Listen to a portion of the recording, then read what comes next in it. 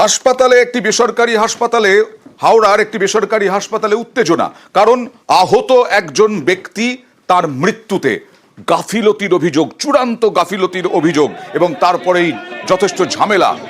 এই যে দেখছেন সুরজ শর্মা, ইনি আহত হয়েছিলেন একটি দুর্ঘটনায়। তারপরে বলা হয়েছিল অস্ত্রোপচার করা হবে, 3 লাখ টাকা চাওয়ার দাবি হাসপাতাল কর্তৃপক্ষের।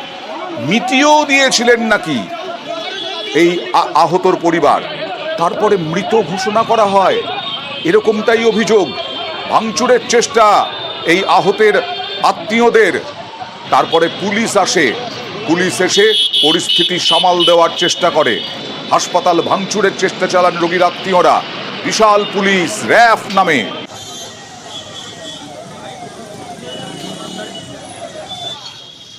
ऑपरेशन करने के बाद जब ऑपरेशन हो गया परसों, बोला कि कुछ जान का खतरा नहीं है। कल रात को ही मेरा पेशेंट जहां तक है हमको आशा है कि डेट कर गया है। सुबह आया, बोला क्रिटिकल है, पैसा जमा करिए।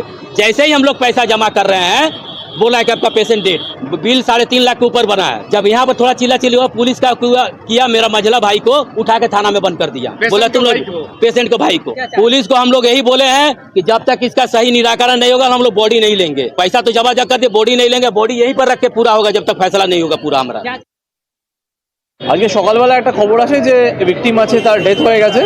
এই খবর পাওয়ার পর এখান থেকে কিছু লোকজন এসে এখানে একটা ছোট কেওয়াস মতো হয়, যারা কেওয়াস করছিল এখানে ছড়িয়ে দেওয়া হয়েছে। 3 জনকে ডিটেইন করা হয়েছে। এরপর যা আইনানুগ ব্যবস্থা নেওয়ার সে ব্যবস্থা নেওয়া হয়।